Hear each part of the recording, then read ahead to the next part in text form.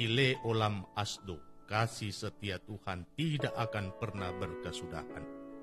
Saudara-saudaraku yang saya kasihi di dalam Tuhan, dunia yang merupakan rumah besar tempat tinggal bersama ini adalah dunia yang telah jatuh dalam dosa dan dipenuhi dengan kejahatan.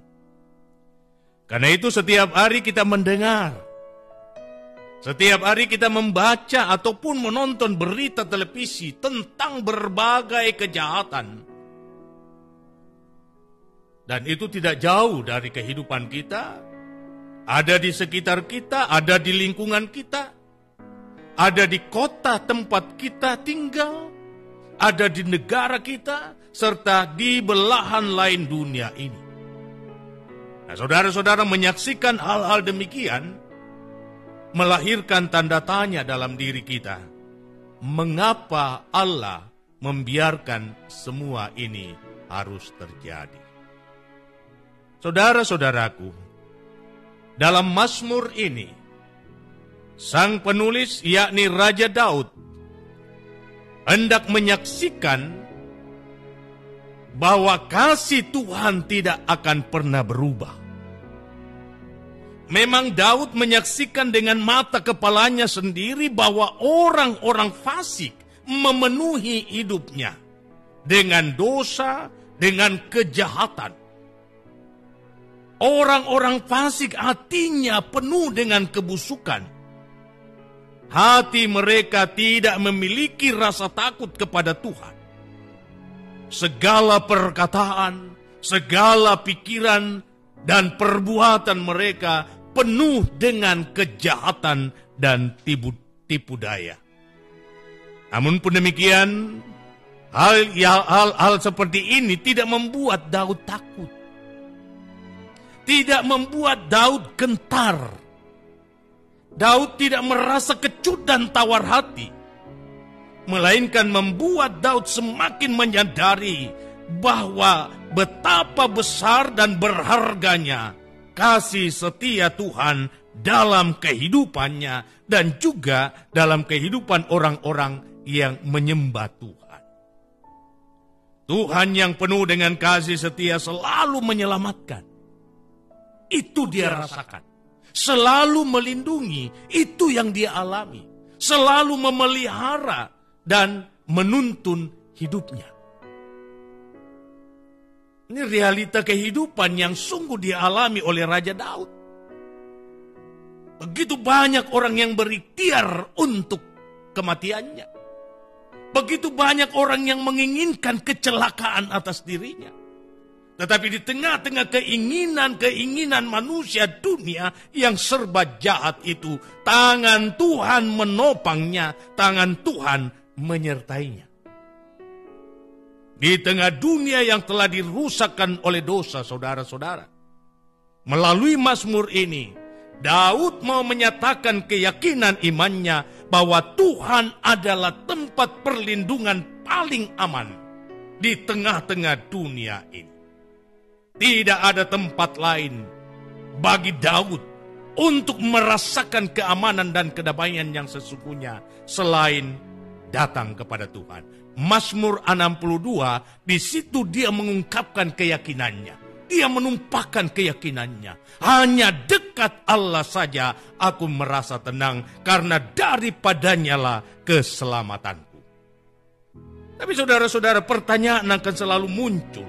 Mengapa seolah-olah Tuhan melakukan pembiaran terhadap dosa? Tidakkah ia sangat tidak mengharapkan dosa?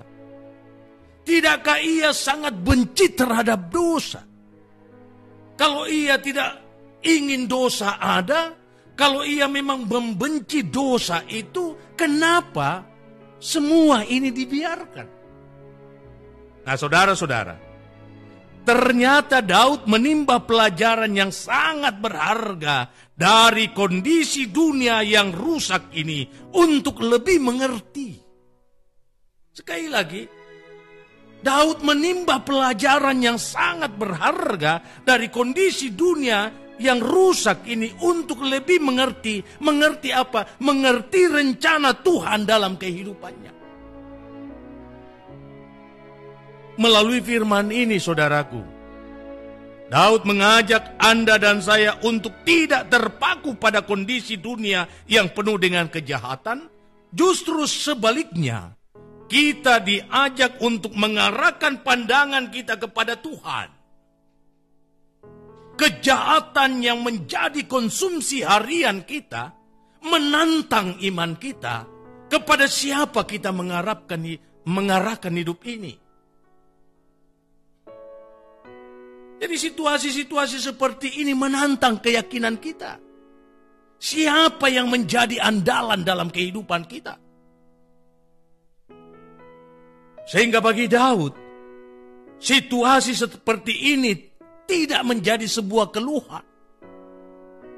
Justru ia jadikan sebagai pemompa semangatnya untuk terus dekat kepada Tuhan. Untuk mengandalkan Tuhan dalam setiap keadaan yang memahitkan. Sebab ia tahu bahwa suatu kali kelak yang salah akan tetap salah, tetapi yang benar akan muncul dan terang orang percaya akan bersinar bagaikan bintang. Nah, saudara-saudara, dari titik inilah kita bisa mengerti kenapa Tuhan membawa umat Israel untuk melakukan perjalanan kembara yang panjang, melintasi padang gurun sampai mereka boleh tiba di Kanaan.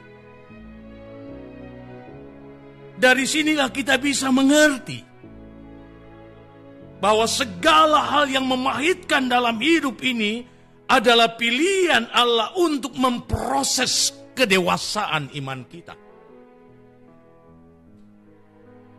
Sehingga akan nampak sekali perbedaan antara seorang yang meletakkan seluruh hidupnya kepada Tuhan dengan orang yang hanya setengah hati percaya kepada Tuhan. Kepahitan-kepahitan yang dialami oleh Daud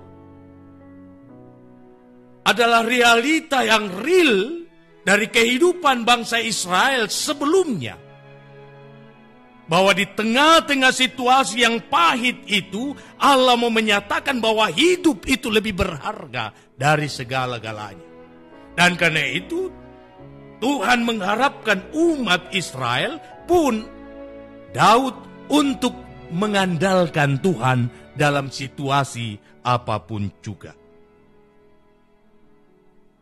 Dan ini jugalah yang membuat kita bisa mengerti kenapa Paulus dalam suratnya kepada jemaat di Korintus pasal yang ke-12 ayat yang ke-9 dan 10 menyatakan seperti ini. Sebab itu terlebih suka aku bermegah atas kelemahanku, supaya kuasa Kristus turun menaungi aku.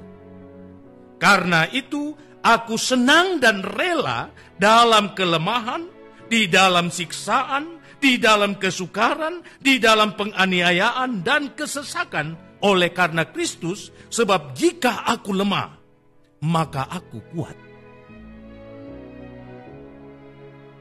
Hal inilah yang bisa membuat kita mengerti kenapa Mazmur 192 ayat 72 menyatakan bahwa jikalau aku menderita itu baik bagiku. Sebab apa? Supaya aku mengerti ketetapan-ketetapanmu. Nah, saudara-saudara yang saya kasihi di dalam Tuhan, Mazmur 36 ini mau mengajar kita, apapun resiko dalam menjalani kehidupan, jangan pernah pudar keyakinanmu bahwa Tuhan menopang jalan hidupmu. Mazmur ini mau mengajak kita bahwa di tengah-tengah keadaan yang sulit sekalipun, Allah tidak pernah meninggalkan orang yang menaruh harap kepada